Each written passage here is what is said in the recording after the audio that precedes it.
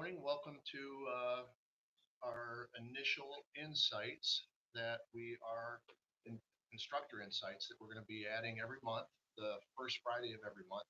So thank you for attending the inaugural one. We appreciate you attending, and make sure you again click to that link.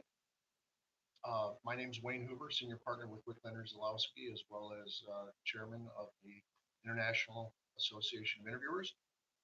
And this is our first Friday. So I see a bunch of you. Jen, good to see you up in Canada. Love it. And Glenn, Todd, Juan, I see a bunch of you here. I'm just looking through them. Eric, and two of our teams. So thank you to our team, by the way, WZ's team, for putting us all together. Patty, I know you're in Vegas and you stayed up late last night. So thank you for your help. Derek as well. So thank you so much for the help.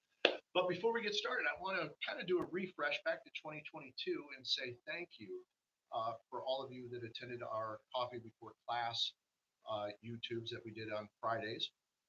We did over 42 of those, and we had on average over 230 viewers in each one of those coffee breaks. So thank you. We covered a lot of topics.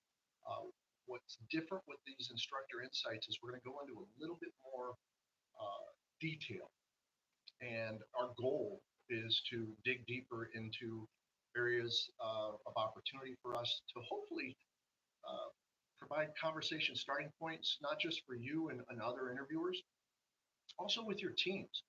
Uh, this is something I would hope that your teams would attend every month, and it's a kickoff for you to discuss the topics and the things that we're dealing with, and how are you going to handle it? What can we do to make ourselves better? Because if we're honest, the world of interviewing, it's changing, and we want you to come along with us and discuss those changes. So that's kind of our goals with these instructor insights.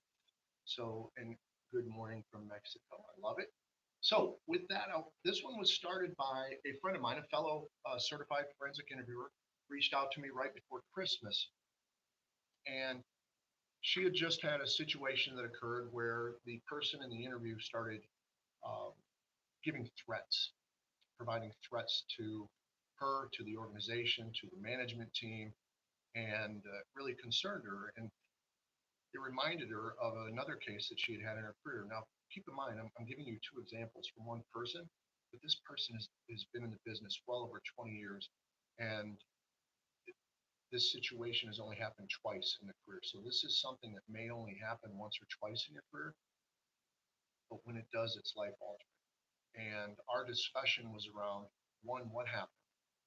She asked if I had had it happen. And then two was to say, what could I do better? What could I do different? How can it, what can I do to make it not affect me in a negative way, that I protect myself, I protect my organization that I'm representing. And, it's kind of a somber topic, right? Somebody's saying they're going to commit violence. Somebody says they're going to take their life. And she asked me if it had happened to me, and I said, "Yeah, it's happened to me. It was a long time ago. It was a long time ago." So I may have actually shared this if any of you have attended my seminar in the past. But I had a person in Chicago, it was Water Tower. I was doing an interview, and during the interview, she confessed to what she was doing, and her story was good. I mean, I bought it, hook, line, and sinker. I mean, she told me that she was from Wisconsin. Her husband started beating her and the kids. She left him. She ran out to California. The husband followed her, fired shots at her, tried to kill her and her kids. She was going from shelter to shelter. She finally felt comfortable enough to move back to the Midwest. And she moved in with her sister and brother in law. And within a month, she gets a job. And then her sister starts calling up to 10 times a day at her job saying, "Your kids are eating all of the food, you're not paying enough money." And by the way, this was validated by the manager that this was actually happening. And by the way, the sister didn't work, but she was just calling, complaining about her sister that was living. And then the brother-in-law started beating her kids, and she had stolen money. And she told me that was the reason why she did it, not to do anything fancy. She wanted to give some money to her sister and brother-in-law to hopefully stop the beatings for a short period of time. Her and her family had been on the run for so long. Her kids had hand-me-down clothes. She wanted to go buy an Easter outfit for her daughter. take them out for an Easter meal. They wanted to just have a day, and she needed the money to do it because she wasn't making that much. And then when she's all done, I had her write the statement. And in her statement, she said, "I'm done. I'm just done. I can't handle this anymore. I'm just done with everything that's happening. I'm just done." Now, all of you being good interviewers, you know you're constantly monitoring that written statement. You're not just throwing down a pad of paper and saying, "Here, write down what we talked about." You're actually looking and making sure that it has all the details that you need in there. And I'm reading this part from it. And I say, "Excuse me for a moment." I go over to the manager who's the witness and I say, "Hey, look, take a peek at this. Keep an eye on her." I step out of the room and call the superiors at the corporate office and say, "Hey, we got a problem. This person looks suicidal, is acting suicidal with what they're writing in their statement. What should we do?" And our discussion was around we should offer some type of counseling to this individual. And we kind of applied what we call the reasonable person standard. What would a reasonable person get when they read this statement? And it's sad that you have to look at it that way, right? But that's what I do. I go back in, I offer her counseling that the organization, by the way, is going to pay for. She is going to be let go from the organization, but they want to pay for counseling. She rejects it. And what I then had her do is saying, "Hey, I really think this is in your best interest. We should consider doing this." She again says, "No way." So what I end up having her do is add it to the statement that I was offered counseling by the organization and I'm rejected. And we went our separate ways. It's the only person I ever called the next day. I did not sleep well that night. I can't imagine what would have happened if she had decided to do something drastic and take her own life. I don't mean to start the new year again being somber, but this is reality. This is something that's a fear of all of us. And so during my conversation with my person who started this whole conversation, their CFI, we both discussed what could we do different. And so some key takeaways from that situation and from the situation that she dealt with, make sure that we have some type of an employee assistance that we can offer. And know that before we go in the room, not after it's happened. Let's make sure that we know before we go into the room. And by the way, this isn't just private sector stuff, right? This is law enforcement. There are times we talk to other law enforcement officers and we know the stress that they're dealing with. So we have to take that into account as well. Apply that reasonable person standard. Would a reasonable person believe that this situation warrants further action? And if it does, what is that further action? What are we going to do? And again, that's preparation. We should know that answer before we go in the room.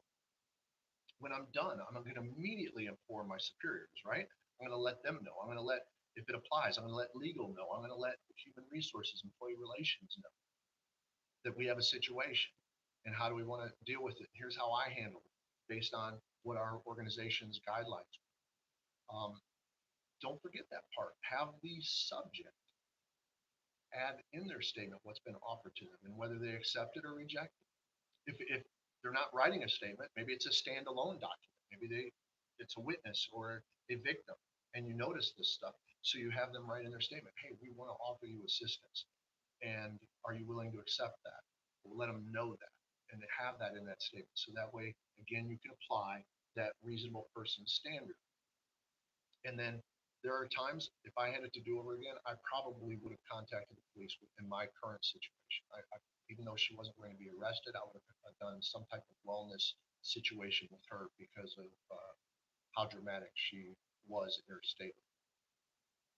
And then the last thing I want to add is this affects us. We're people too. Don't check your egos, folks. We've got to look at it and say, "Hey, do I need counseling on what just occurred?"